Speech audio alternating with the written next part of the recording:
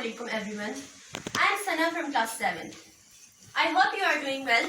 Today my topic about pulse, heart and movement of blood through the heart. So first of all, pulse. What is pulse? Pulse is rhythmic dilation of an artery that results from the beating of heart.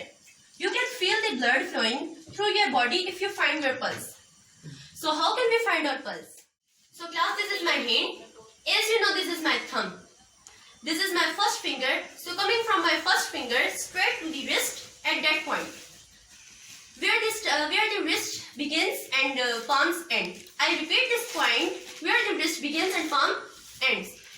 Point, we can feel here a rhythmic dilation of an artery which is known as pulse.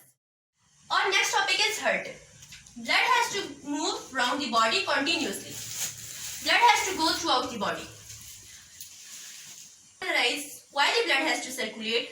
The reason behind this movement or circulation are various. This is because first reason is oxygen has to be taken from the lungs to the cell. When we inhale oxygen, and this oxygen needs to move all over the body. Our second reason is dissolved food has to be taken from the liver to the cells. Second reason is that the food we eat has been dissolved in liver by digestive process, and now this dissolved food needs to move all over the cells of body. Our third reason is heat generated by liver has to be transported to the cells. Next reason is that when the heat generated by the liver, in the results of process, so the heat also required a medium to transport. Our fourth reason is carbon dioxide and other waste material have to be removed from the cells.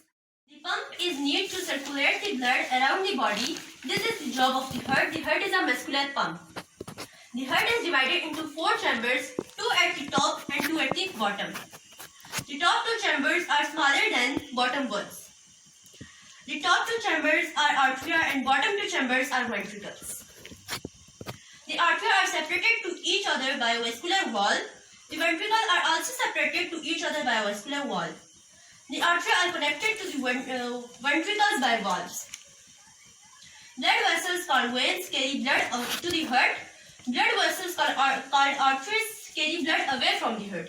The job of the veins carry blood to the heart, and the job of the arteries carry blood away from the heart.